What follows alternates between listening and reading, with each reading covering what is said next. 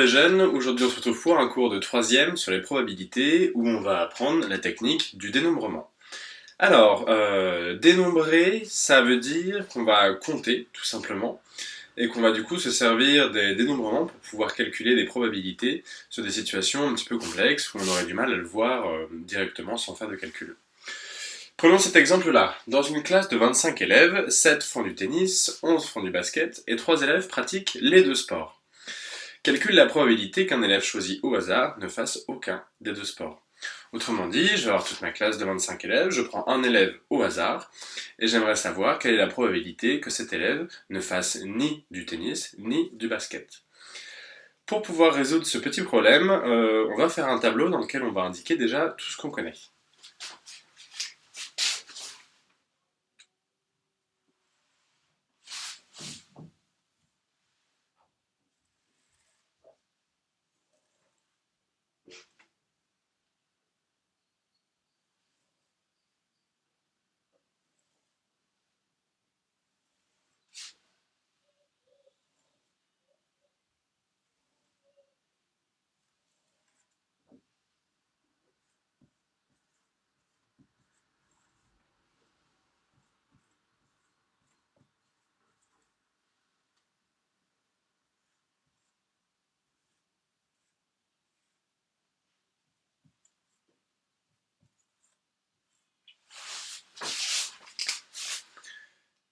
Alors, le tableau est fait.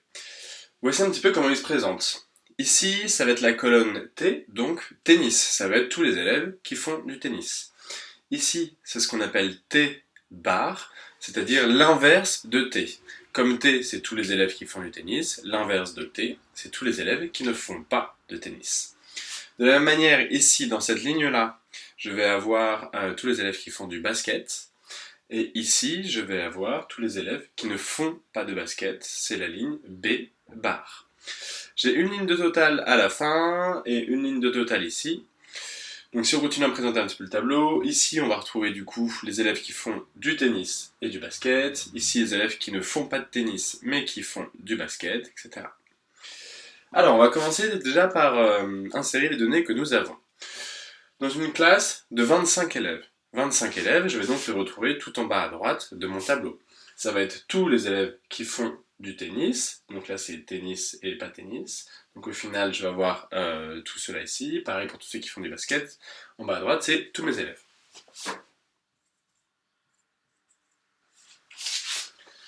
Alors, 7 élèves font du tennis. La colonne de ceux qui font du tennis est ici. Ici, je vais avoir ceux qui font du tennis et du basket. Ici, je vais avoir ceux qui font du tennis mais pas de basket. Et tous ceux qui font du tennis vont être ici en bas. 11 élèves font du basket. Donc, de la même manière, la ligne de ceux qui font du basket est ici. Le total est là. Je remplis avec les données que j'ai dans l'énoncé. Et alors, 3 élèves pratiquent les deux sports. Très bien. Donc ceux qui pratiquent le tennis et le basket se retrouvent dans cette case-là. Ok. Alors maintenant, nous ce qu'on cherche, c'est la probabilité qu'un élève choisi au hasard ne fasse aucun des deux sports. La case de ceux qui ne font aucun des deux sports est ici. C'est T bar, donc qui ne fait pas de tennis et qui ne fait pas de basket. La réponse se situera ici.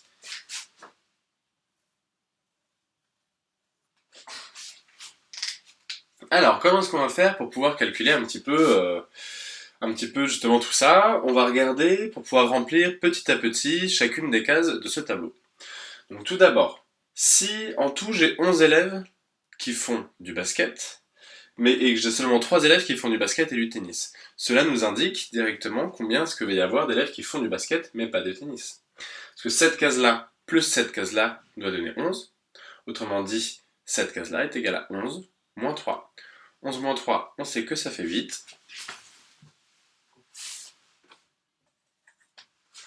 On peut le noter ici.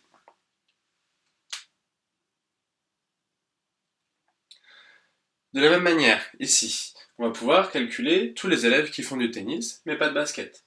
Parce qu'on sait que 3 élèves font du tennis et du basket, mais qu'il y a 7 élèves en tout qui font du tennis. Autrement dit, ceux qui font du tennis mais pas de basket, la réponse est 7 moins 3, ce qui nous donne ici 4. On va pouvoir également calculer les résultats qui vont être indiqués dans ces deux cas ici. Parce que le total, on sait que 7 élèves font du tennis. On sait qu'en tout, il y a 25 élèves, donc ceux qui ne font pas de tennis, c'est tout simplement 25 moins 7, et ça c'est égal à 18.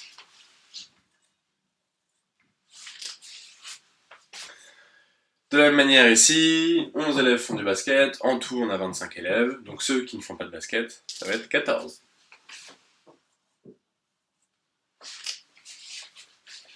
Alors, il ne nous reste plus que cette case-là à remplir. On sait ici que 8 élèves font du basket mais pas de tennis. On sait que tous ceux qui font pas de tennis, il y en a 18. Autrement dit, pour trouver ce qui est dans cette case-là, il suffit de faire 18 moins 8. Et 18 moins 8, ça nous donne 10. On sait donc maintenant que sur la classe de 25 élèves, il y a 10 élèves qui ne font ni tennis ni basket. Pour avoir la probabilité, c'est assez simple. On va exprimer ça sous forme fractionnaire. On sait qu'il y a 10 élèves qui ne font ni tennis ni basket. On sait qu'il y a 25 élèves en tout dans la classe. Donc si jamais j'en prends un au hasard, je vais avoir une probabilité de 10, le nombre d'élèves, sur 25, le nombre total d'élèves.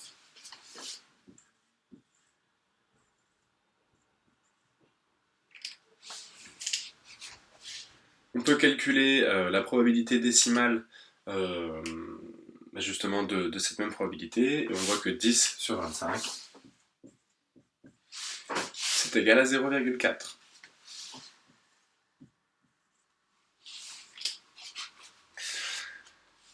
Ou encore 40%, si je ne me repasse en pourcentage.